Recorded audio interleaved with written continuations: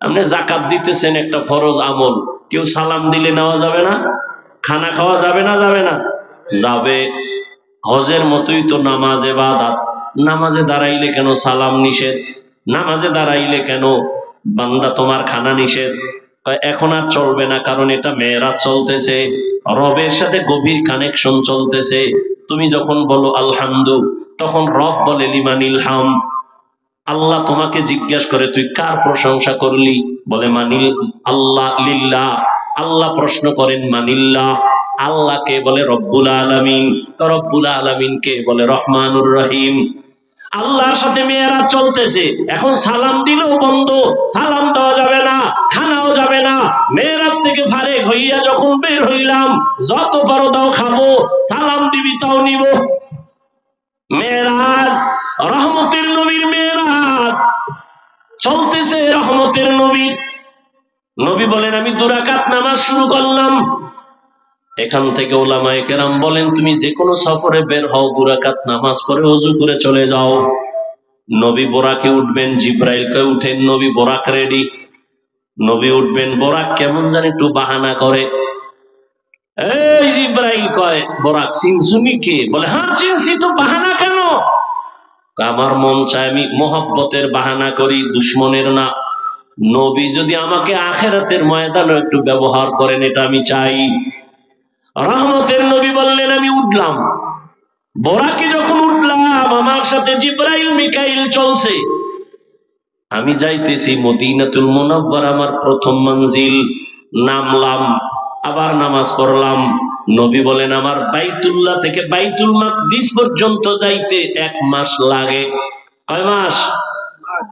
কিন্তু আমি যখন বোরাকে উঠছি, বোরাকের 1 কদম দিয়া বাইতুল মাকদিসে চলে গেছি। কয় কদম? এটা কেমনে সম্ভব? আল্লাহ কয় সুবহান, তোমার অসম্ভবের প্রশ্ন থেকে আমি পবিত্র, আমার দ্বারা সম্ভব। আমি আল্লাহ পাক রব্বুল আলামিন এটা সম্ভব করে নিলাম। আরে মানুষেরই যদি আল্লাহ সে ক্ষমতা দেয়, বিলকিসের সিংহাসন চোখের পলকে এনে দিছে এক মানুষ, এলেমওয়ালা সুলাইমান নবীর সামনে। রহমতের নবী বললেন আমি বাইতুল মাকদিসে যাওয়ার মধ্যে আরো কয়েকটা স্টেশনে দাঁড়াইলাম। জিব্রাইল পরিচয় করালেন। এর মধ্যে আমার হঠাৎ নজর পড়ে গেল মুসা নবীর এলাকা তুর পর্বতে। এখান থেকে গেলাম, আবার সামনে নবীর কবর পর্যন্ত আল্লাহ দেখায় দিলেন। আমি দেখি মুসা নবী কবরের মধ্যে নামাজ আদায় করতেছেন। সুবহানাল্লাহ। না আরো বিড়ি টানো, সুবহানাল্লাহ জোরে আইব। সারাদিন মিথ্যা গীবত শেখা, এই জমানে সুবহানাল্লাহ আসবে কেমনে? খারাপ লাগতেছে না? কষ্ট হলে বলেন, আমি অন্যদিকে দৌড় দিয়ে দোয়া করে দেই। আল্লাহ সবাইকে কবুল করেন। মুসা নবী কবরের ভেতরে নামাজ আদায় করেন। কবরে জায়গা এতটুকু, আমার নামাজ পড়ে কেমনে? এক, নামাজের দরকারও বাকি।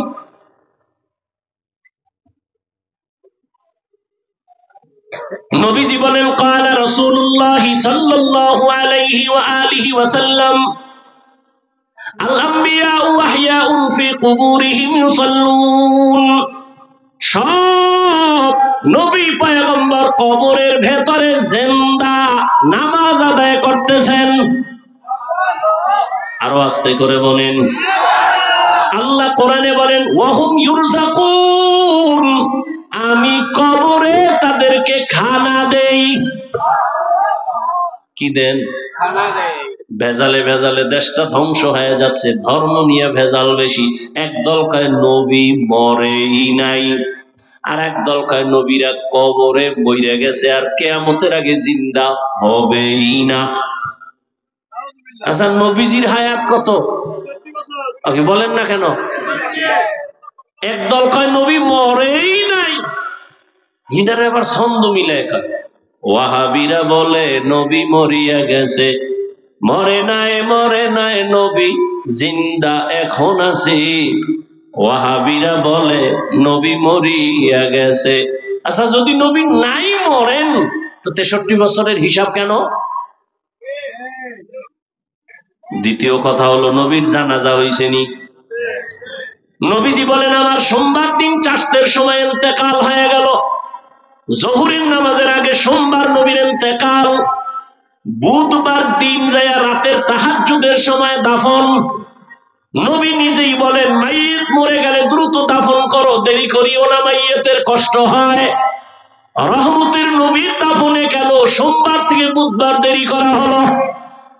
বলে নবী ইন্তেকালের পরে